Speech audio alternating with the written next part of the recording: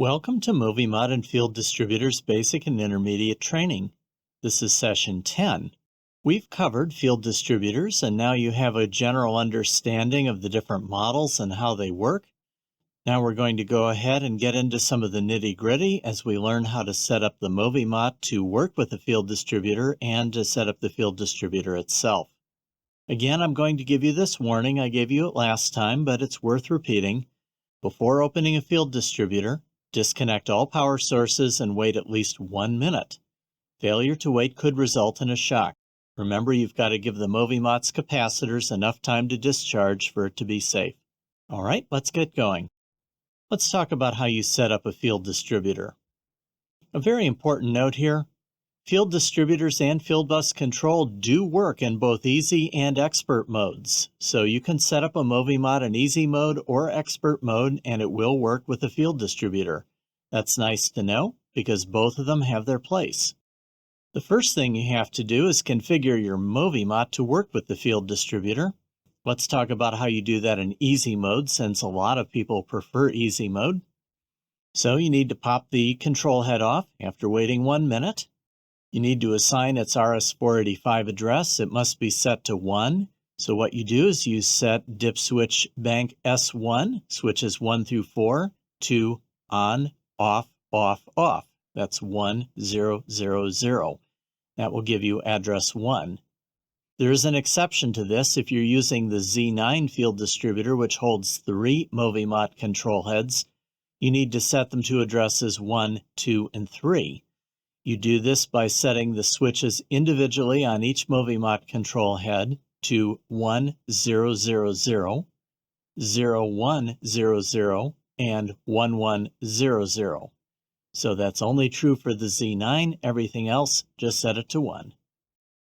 The next step is to set the maximum speed or frequency using the F1 dial. As you remember, in binary mode, this sets the F1 set point, but in RS-485 control mode, which is what Fieldbus operation uses, this dial sets the top speed you're allowed to request over the Fieldbus. So set this dial somewhere between 0 and 10. If you want to have the maximum possible speed, just set it to 10. Otherwise, you're going to need to use the chart and the equation to figure out the number setting to dial in onto the F1 dial. Once you've done that, step 3, you need to set the F2 dial. This dial no longer provides a set point, it sets the minimum speed that you're allowed to request over the Fieldbus. So you'll need to use the equation and the chart to select the correct frequency. Don't forget this chart has 2 rows in it. One is for binary control, the other is for the minimum frequency under RS-485 control. I'm showing just the appropriate row in that table here, so you'll need to use that row to make your selection. Then you set the T1 dial to the desired ramp time, and I will mention that actually this setting is relatively unimportant because in most situations the ramp dial isn't used. You send the up and down ramp times over the Fieldbus. However, there is one Fieldbus control mode called 2PD mode, which actually does use the ramp dial. So you can set the dial if you want, but in most cases it really doesn't matter. You can just leave it on the default setting of 5. Then you need to go in and set the other dip switches appropriately, according to whatever options you feel are appropriate for your situation. We've already discussed these, nothing is really different. And then finally, if you wish to select some of the alternative functionality, you can do that, but I will make a note here. Some alternative functions are not allowed when operating with a field distributor, and you will need to get into the manual to see which of those apply and which ones don't. In most cases, you're probably just going to select the basic functionality by setting these switches to all zeros. And then finally, this is very important, before you put the control head back on, you need to go into the conduit box and you need to put some jumpers between clockwise and counterclockwise and 24 volts. If you want the drive to be able to run in either direction under Fieldbus control mode, both these inputs need to be jumpered to 24 volts. You leave the F1 and F2 connection disconnected, and the relay is optional. I'm showing it connected to a light, but you don't have to connect it to anything. And if for some reason you want the drive to only operate in one direction under Fieldbus control, then just jumper either clockwise or counterclockwise to 24 volts, leave the other one disconnected, and you won't be able to turn in that direction.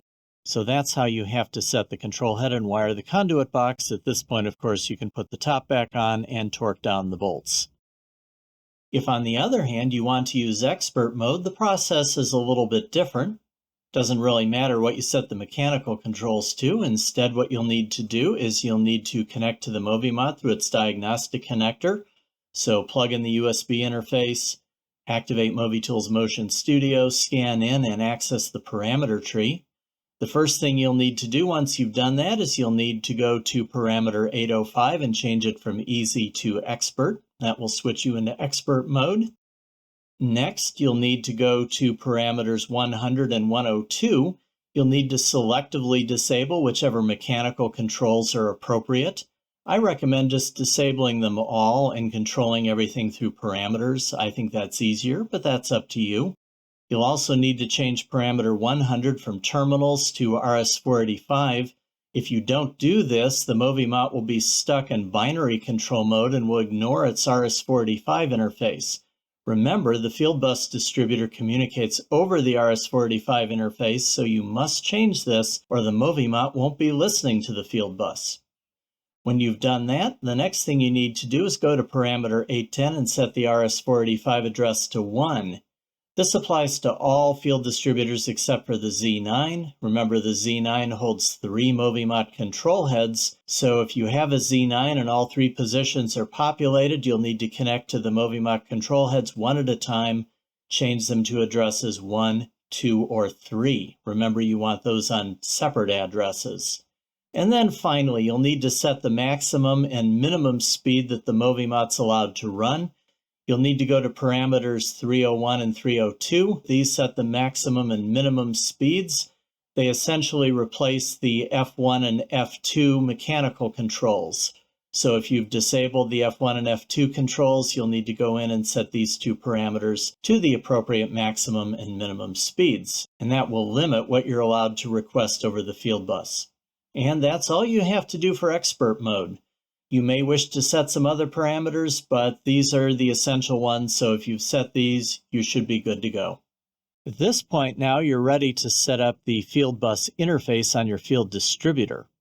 Now, I'm going to mention every Fieldbus interface has a unique setup procedure, and as you learned in the last session, there are many Fieldbus interfaces. Classic Fieldbus interfaces are configured by dip switches alone. So this is Profibus, DeviceNet, and Interbus. The modern Fieldbus interfaces, the ones that use Ethernet as their network basis, are configured mostly by software, but they do have a few dip switches that control certain operations. So this refers to the Ethernet IP, Profinet, and EtherCAT interfaces. Again, I'm going to point you to the appropriate manual for specifics since we can't cover these individually without making this session extremely long. I'm going to give an example using the Ethernet IP version of the Fieldbus interface. This is a very popular one. I'll also mention it is very similar to the Profinet one, so most of what I tell you here applies to the Profinet interface as well. Both of these interfaces have 4 dip switches in their dip switch bank, and they really do just one thing. Switch number 2 in that bank lets you reset the Fieldbus interface to the SEW Eurodrive default IP address. Now, the way you do this is a little cumbersome because you need to take the Fieldbus interface off the field distributor by removing 4 screws and then popping it off to get to the dip switch bank on the back.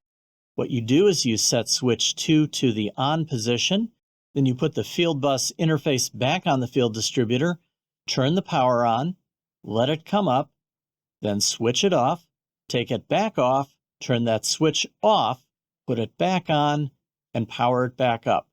That resets the IP address to the SEW Eurodrive default value.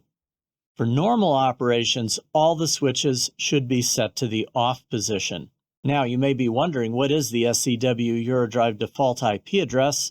It is 192.168.10.4, and it will have a subnet mask of 255.255.255.0.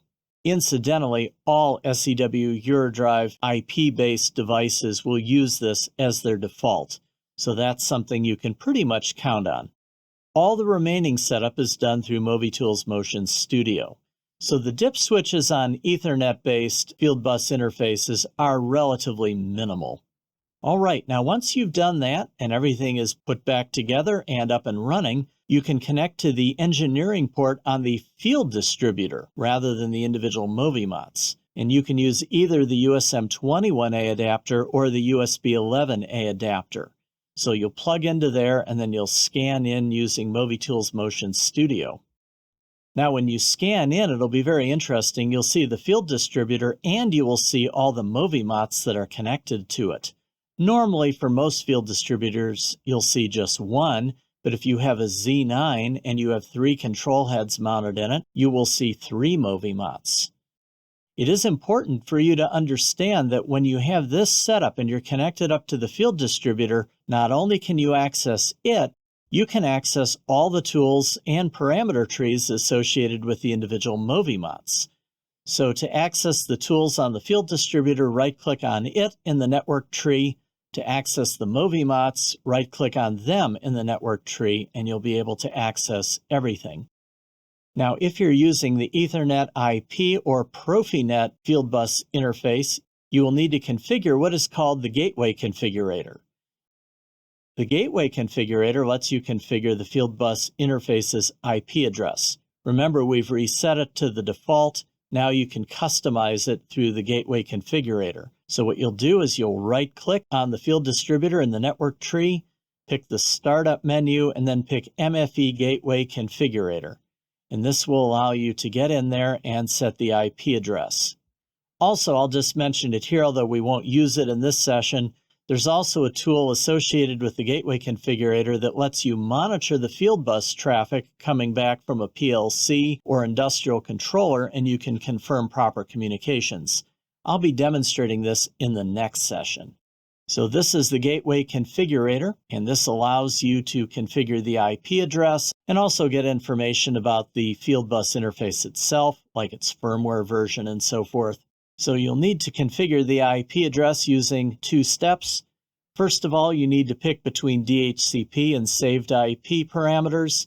If you pick DHCP, then the Fieldbus interface will expect to be able to find a DHCP server, which will give it an IP address. But if you prefer a static IP address, then set it to saved IP parameters, and then you'll need to do step 2, where you go in and configure the IP address, subnet mask, and standard gateway addresses.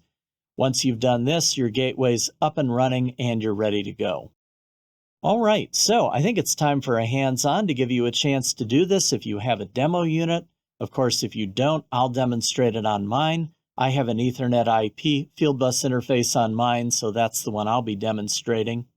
So here's what I'd like you to do. Take your MOVIMOT and factory reset it and then switch to expert mode. Disable all the mechanical controls and select RS-485 control. Set the RS-485 address to 1. Set the maximum speed to 1200 RPM and the minimum speed to 120 RPM. Confirm that the MOVIMOT runs in manual mode, so you'll need to use what I showed you back in session 8 to operate it in manual mode. And then once you've done that, reset the Fieldbus interface to the standard SEW Eurodrive IP address. Once you have that taken care of, connect to the Fieldbus interface, and then finally start the Gateway Configurator and change the IP address to a static address of 192.168.10.100. You can keep the subnet mask of 255.255.255.0, and the standard gateway really doesn't matter. You can just leave it to its default. All right, so pause the video and do the hands-on.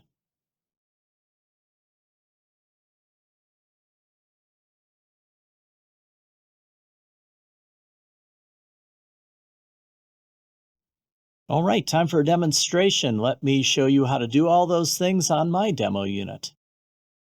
All right, well, we're now ready to get our MOVIMOT configured so that it can work with our Fieldbus distributor. First of all, let me just emphasize that I'm plugged into the top of my MOVIMOT control head with my USM21A USB interface. You can see that here. This is how I'm connected. I've scanned in and I'm connected up through MoviTools Motion Studio. Let's go ahead and get our MOVIMOT control head configured first. Now, the thing we need to do at the very beginning is just factory reset it to make sure we're starting with a clean MOVIMOT. So I'm going to expand parameter group 8 and pick subgroup 0. And I'm going to pick factory setting, parameter 802, and change that to delivery state. That just ensures that everything is clean and ready to go. Now I need to change from easy mode to expert mode, so I go to parameter 805 and I change that to expert, and that takes care of that. We now need to go in and disable the mechanical controls, so I'm going to expand parameter group 1 and open subgroup 0, and I'm going to check all the checkboxes here, which will disable all the mechanical controls. That will allow us to control them by parameters, which I think is preferable. We also need to change the control set point source from terminals to RS-485. If we don't do this, then our Fieldbus distributor can't communicate with the MOVIMOT control head. We need to set our RS-485 address, so we go back to parameter group 8, subgroup 1, serial communication, and we change our RS-485 address from 0 to 1. If we forget to do this, we will be stuck in binary mode. All right, that's taken care of. Now we need to set the maximum and minimum speeds that the motor is allowed to run. To do that, we go to parameter group 3, and we pick subgroup 0, limits, and we go ahead and we set our limits here. Our maximum speed was supposed to be 1200 RPM, so I put in 1200, hit enter, never forget hitting enter, and our minimum speed is 120 RPM. So that takes care of our limits. And that's everything we have to do to get the MOVIMOT control head configured. We're going to just quickly pop into manual mode just to be sure that everything works. So I'm going to right-click on MOVIMOT in the network tree, pick Startup, and select Manual Mode. And I'll click Activate Manual Mode. And I'll go ahead and click Start.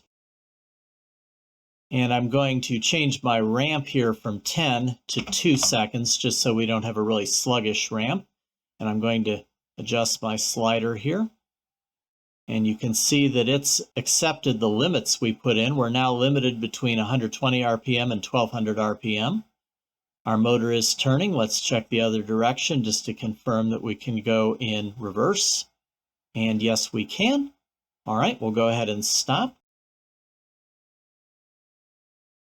And deactivate manual mode. Remember, you should always be sure to deactivate manual mode. If you leave it activated, it can cause problems. So there we go. We're going to deactivate it and say, yes, it's okay. We are aware that the drive could run. All right, so our basic control head setup is now correct. We're now going to turn everything off and wait that obligatory 1 minute for the capacitors to discharge. And then we're going to take our Fieldbus interface off the field distributor, and we're going to reset its IP address to the SEW Eurodrive default value.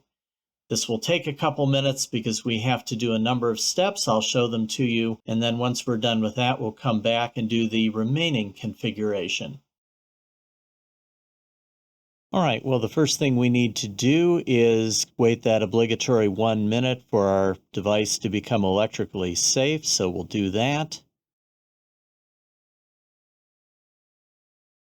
All right, our time is up. Now we can remove the Fieldbus interface from the field distributor, so we just loosen the 4 bolts at the corners and then pop it off.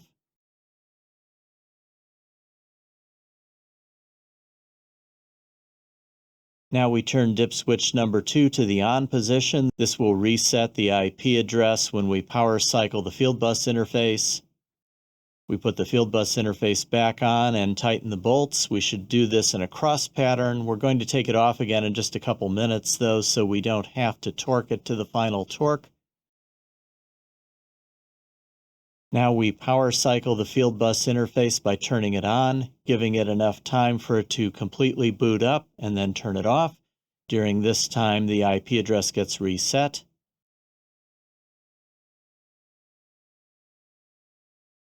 And now we sort of have to repeat. We have to wait again that 1 minute time for the capacitors to discharge so the device is electrically safe.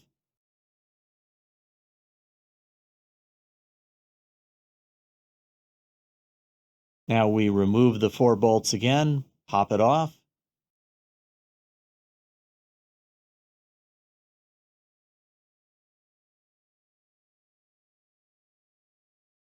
We turn dip switch number 2 to the off position. That's its normal operating position. We put the Fieldbus interface back on, and this time we should tighten our bolts down to the required torque, especially if sealing is important.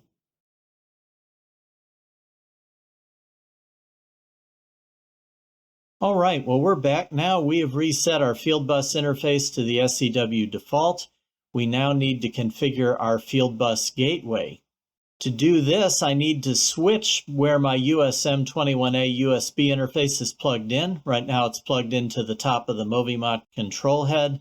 I need to change it over to the Fieldbus interfaces engineering port so I can configure it and the gateway and also just confirm that it is communicating with the MOVIMOT. So what I'm going to do is switch my power off, and I'm going to move my cable from the control head to the Fieldbus interface.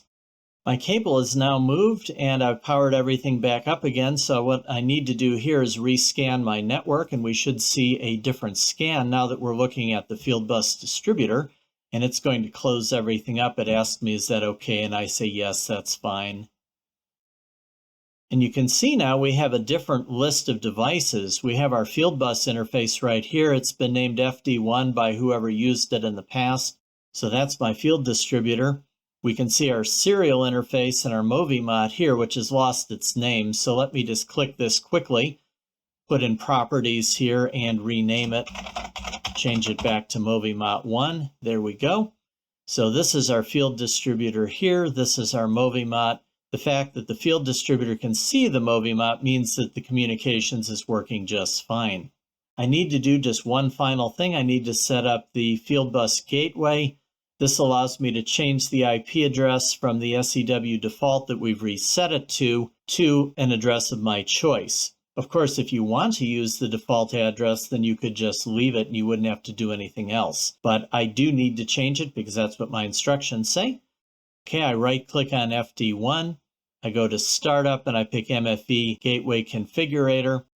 This fires up the gateway. You can see it identifies the Fieldbus interface. It also lists the firmware version, and it tells me right now that my IP address is 192.168.10.4, which is the SEW default. I'm currently set to saved IP parameters, which puts it on a static IP address. If for some reason I'm using a DHCP server, Domain Host Control Protocol, I could change this to DHCP, and then it would go out looking for the server, and it would get an IP address from the server.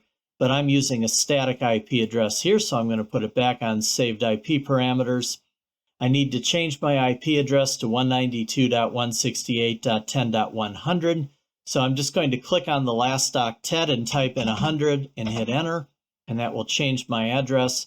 I can leave my subnet mask and standard gateway where they are. And that's basically all I have to do to configure my gateway. It's up and ready and all set to go.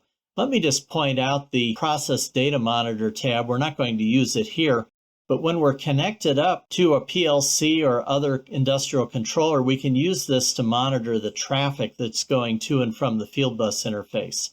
So this is a handy tool. Meanwhile, we'll go back to our main gateway screen, and that is it. We're all set to go. And that is the end of session 10. We're almost done with our class. In session 11, I'm going to show you how to do Fieldbus control using the field distributor. We're going to use a tool called the Ethernet Master Simulator to connect and simulate a PLC's operation. So, see you in our last session.